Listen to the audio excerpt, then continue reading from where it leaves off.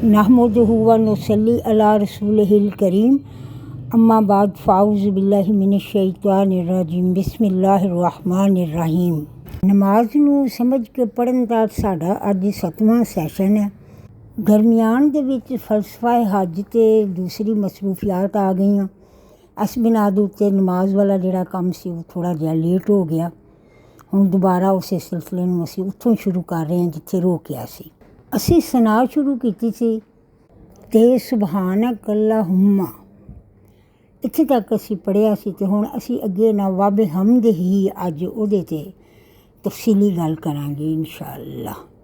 ਵਾਬੇ ਹਮਦ ਹੀ ਦਾ ਮਤਲਬ ਹੈ ਕਿ ਸਭ ਤਾਰੀਫਾਂ ਅੱਲਾ ਹੀ ਦੇ ਵਾਸਤੇ ਨੇ। ਅਸਲ ਹੱਕਦਾਰ ਸਿਰਫ ਔਰ ਸਿਰਫ ਅੱਲਾ ਹੀ ਹੈ ਕਿ ਉਹਦੀ ਹੀ ਤਾਰੀਫ ਕੀਤੀ ਜਾਏ। ਇੱਕ ਆਮ ਜ਼ਿੰਦਗੀ ਦਾ ਅਸੂਲ ਜਿਹੜਾ ਹੈ ਉਹ ਮੈਂ ਬਿਆਨ ਕਰਨ ਲੱਗੀ ਹਾਂ ਕਿ ਸਾਨੂੰ ਅਗਰ ਕੋਈ ਦੋਸਤ ਸੱਜਣ ਕੋਈ ਇੰਤਹਾਈ ਕੀਮਤੀ ਸਾਨੂੰ ਤੋਹਫਾ ਭੇਜਦਾ ਹੈ ਅਤੇ ਕੀ ਅਸੀਂ ਉਹ ਤੋਹਫਾ ਲੈ ਕੇ ਉਹਦਾ ਸ਼ੁਕਰੀਆ ਅਦਾ ਨਹੀਂ ਕਰਾਂਗੇ? ਕਰਨਾ ਤਾਂ ਚਾਹੀਦਾ ਨਾ। ਭੇਜਣ ਵਾਲੇ ਦਾ ਜਿਹੜਾ ਵੇ ਉਹਦਾ ਸ਼ੁਕਰੀਆ ਅਦਾ ਕਰਨਾ ਤਾਂ ਬਣਦਾ ਹੈ। ਅਤੇ ਅੱਲਾਹ ਤਬਾਰਕ ਵ ਤਾਲਾ ਸਾਨੂੰ ਇੰਨੀਆਂ ਨਿਅਮਤਾਂ ਅਤਾ ਫਰਮਾਉਂਦਾ ਹੈ, ਕਿਸੇ ਇੱਕ ਨਿਅਮਤ ਦਾ ਵੀ ਅਸੀਂ ਸ਼ੁਕਰ ਅਦਾ ਨਹੀਂ ਕਰ ਸਕਦੇ। ਕਿਸੇ ਬਿਮਾਰ ਨੂੰ ਪੁੱਛ ਕੇ ਵੇਖੋ ਕਿ ਸਿਹਤ ਜਿਹੜੀ ਹੈ ਉਹਦੀ ਕਿੰਨੀ ਸ਼ੁਕਰਗੁਜ਼ਾਰੀ ਹੈ। ਚਿਹਰੇ ਦੇ ਉੱਤੇ ਇੱਕ ਮਾਮੂਲੀ ਜਿਹਾ ਕਿੱਲ ਨਿਕਲ ਆਏ, ਅਸੀਂ ਉਹਨੂੰ ਲੁਕਾਉਂਦੇ ਫਿਰਨੇ ਹਾਂ ਕਿ ਅੱਲਾਹ ਤਬਾਰਕ ਵ ਤਾਲਾ ਨੇ ਚਿਹਰੇ ਦੇ ਉੱਤੇ ਸਕਿਨ ਦੀ ਕਿੰਨੀ ਖੂਬਸੂਰਤੀ ਹੈ।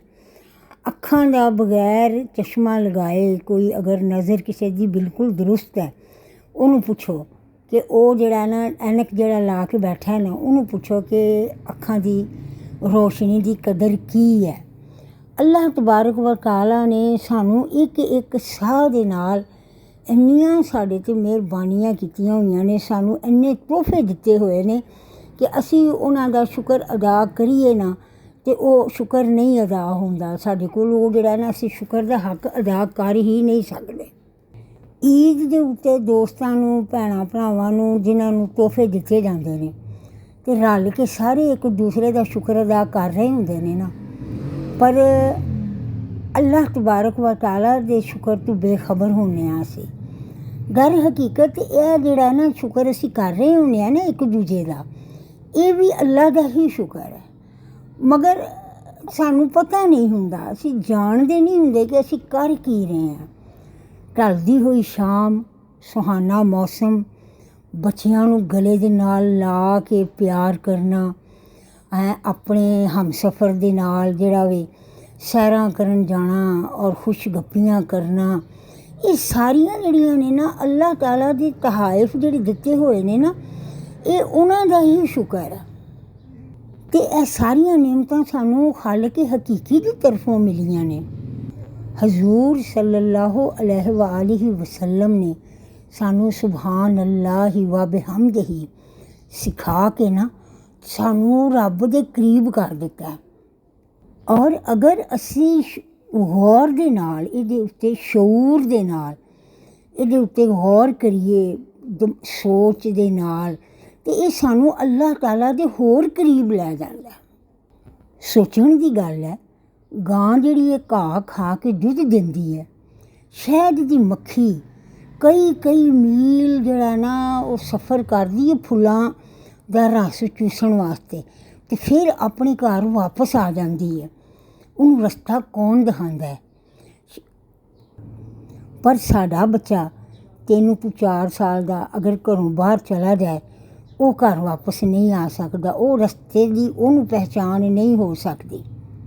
ਇਹ ਸਭ ਮੇਰੇ ਪਾਕ ਪਰਵਰਦੀਗਾਰ ਦੀ ਕੁਦਰਤ ਦੀਆਂ ਨਿਸ਼ਾਨੀਆਂ ਨੇ।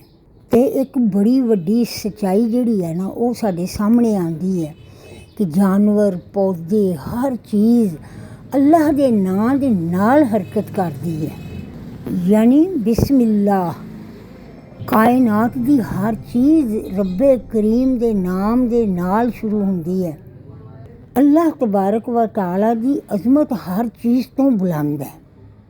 ਸਾਡੀ ਇਹ ਜ਼ਮੀਨ ਜਿਹਦੇ 'ਤੇ ਅਸੀਂ ਰਹਿੰਦੇ ਹਾਂ, ਇਹ ਜ਼ਮੀਨ 1,08,000 ਕਿਲੋਮੀਟਰ ਫੀ ਘੰਟੇ ਦੀ ਰਫ਼ਤਾਰ ਦੇ ਨਾਲ ਨਾ ਇਹ ਜ਼ਮੀਨ ਜਿਹੜੀ ਫਿਰਦੀ ਹੈ ਗੋਲਾਈ ਦੇ ਵਿੱਚ, ਪਰ ਅਸੀਂ ਇਹਦੇ 'ਤੇ ਆਰਾਮ ਦੇ ਨਾਲ ਫਿਰਦੇ ਟੁਰਦੇ ਰਹਿੰਦੇ ਹਾਂ। ਅਤੇ ਇਹ ਕਿਹੜੀ ਤਾਕਤ ਹੈ ਅਜ਼ੀਮ ਜਿਹੜੀ ਇਹਦਾ ਤਵਾਜ਼ਨ ਬਰਕਰਾਰ ਰੱਖਿਆ ਹੋਇਆ ਜਿਹਨੇ। ਸਾਡੇ ਕੋਲੋਂ ਤਾਂ ਇੱਕ ਕਟਾ ਸੰਡਾ ਨਹੀਂ ਸਾਂਭਿਆ ਜਾਂਦਾ ਜਦੋਂ ਉਹ ਪੁੱਤਰ ਜਾਏ, ਅਤੇ ਇਹ ਫਿਰ ਜ਼ਮੀਨ ਹੈ ਅਤੇ ਜਿਹਦੀ ਰਫ਼ਤਾਰ ਇੰਨੀ ਹੈ 1,08,000 ਕਿਲੋਮੀਟਰ ਫੀ ਘੰਟਾ। ਇਹ ਅਜ਼ਮਤ ਵਾਲਾ ਰੱਬ ਹੀ ਹੈ ਜਿਹਨੇ ਇਹਨੂੰ ਸੰਭਾਲਿਆ ਹੋਇਆ।